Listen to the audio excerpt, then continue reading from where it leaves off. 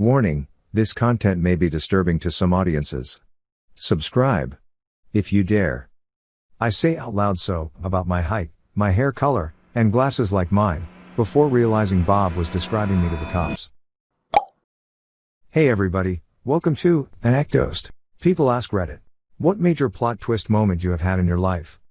Number 1. When I was 15, my siblings and I were put into foster care. We had no idea why until the social worker told us that parents were using drugs. Our after-school jobs were helping them pay for drugs. They said our money was being saved. My dad wasn't my real dad, and 3 out of 5 of my siblings were half-siblings.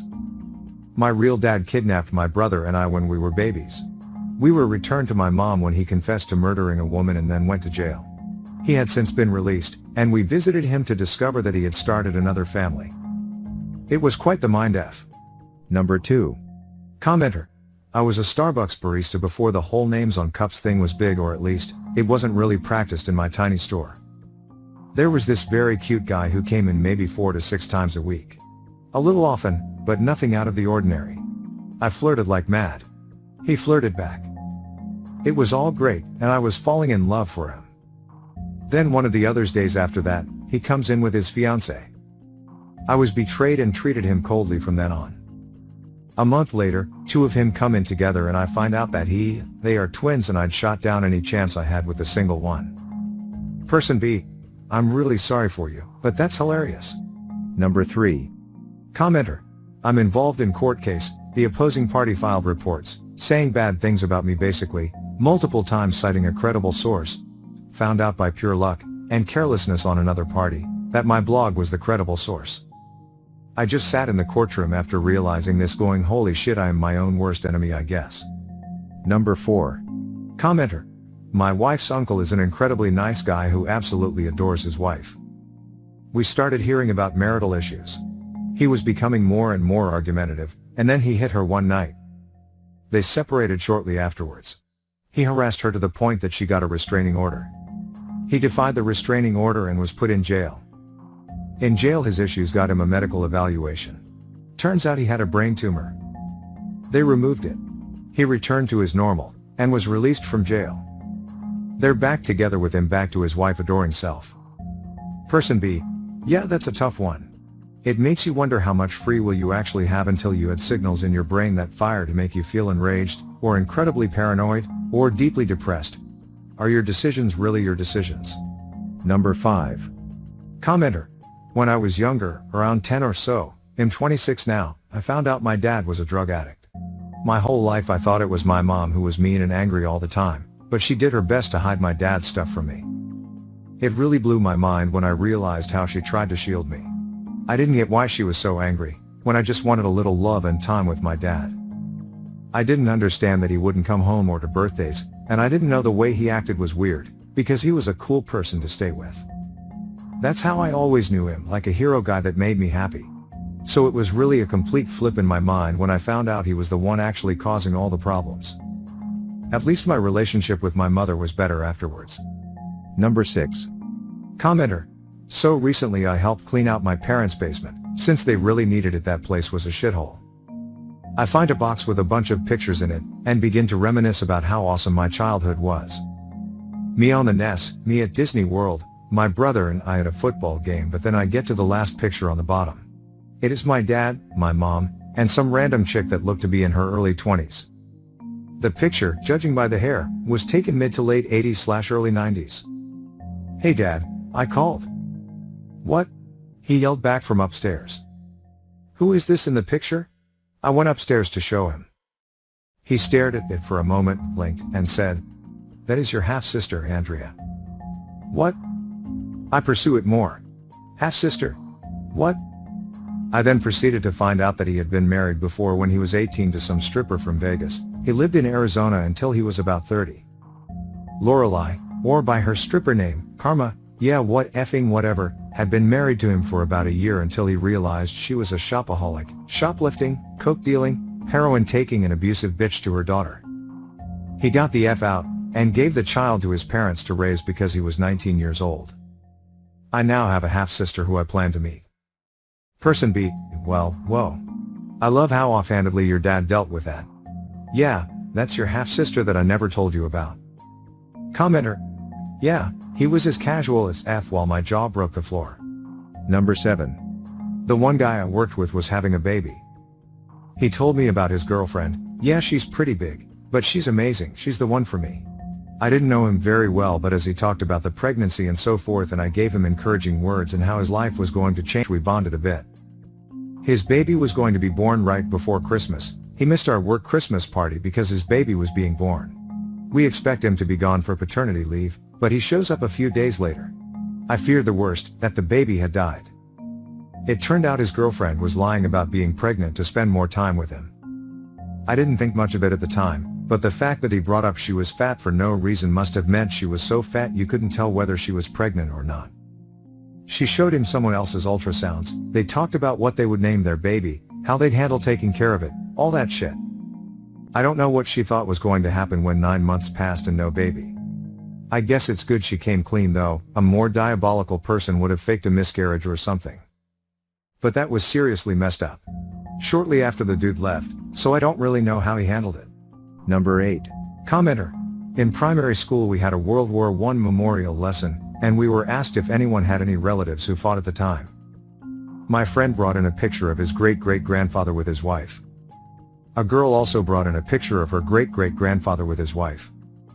The teacher said they looked similar. She put them side by side and looked shocked. We gathered around and it was the same man who had kept his 2 wives a secret. Both had been married privately. They were cousins and didn't know. Person B. A secret for almost 100 years, and he almost got away with it. Person C. If it weren't for those meddling kids. Number 9. Commenter.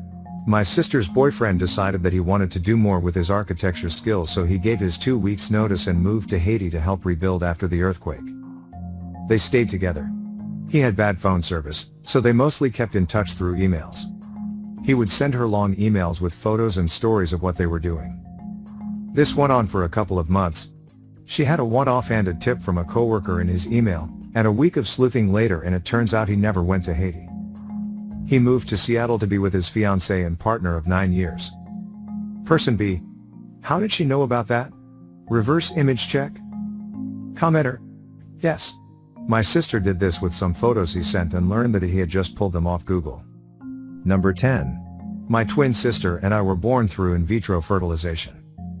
Our mom wanted nothing more than to have kids, and her circumstances led her to use a sperm donor. When we were 3 years old, our mom was diagnosed with breast cancer. When we were 6, she passed away. My sister and I were taken in by our aunt, our mom's younger sister. She already had 2 sons and a husband.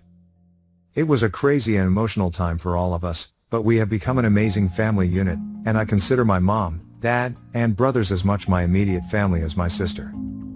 You might think this was the major plot twist in my life, but it gets crazier. About 4 years ago, I learned that not only did my original mother have sperm donated to her, but she also had eggs donated to her as well, by her little sister. I lost my biological mom only to be rescued by my genetic mom. All those years I had laughed at the people who said I looked like my brothers and my mom, but the joke was on me.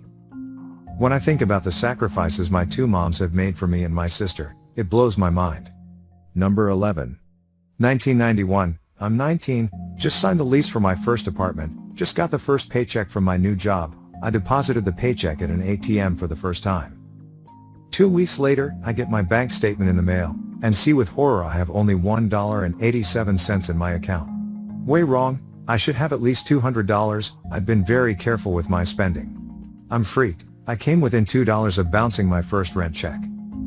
I'm literally reaching for the phone to call the bank when the phone rings. It's the police, asking if my ATM card was stolen. I check my wallet and the card is missing, and tell them I was going to call them anyway because I was missing $200 from my account. Well, we've got your card, and your $200, so come down to the police station, they tell me. I can't figure out how they have my card and the cash. Doesn't make sense. I drive down there. Detective says someone, let's call him Bob, pulled in to use an ATM and saw a man acting suspiciously while he was using it, moving back and forth as if trying to dodge the camera. Bob says the crook then left the ATM, got into a car, and drove away at high speeds as if fleeing.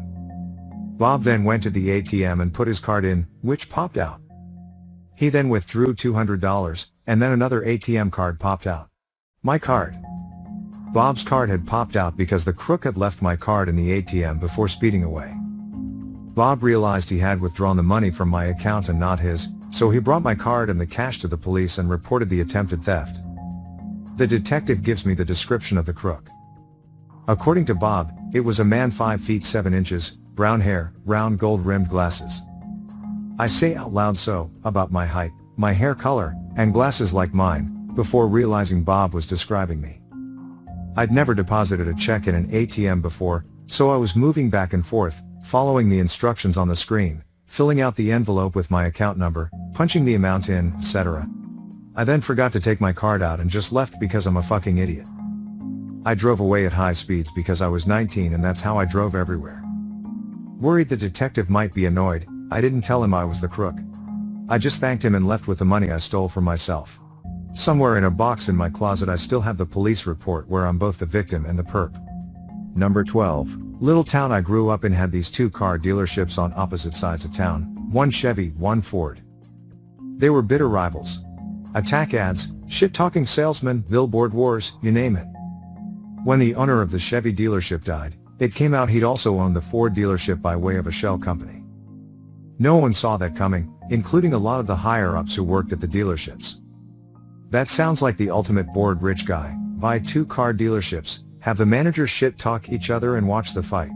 Number 13. I graduated law, and got engaged to the girl I had been with through university. We both applied for the same graduate program and ended up working in the same office in Canberra.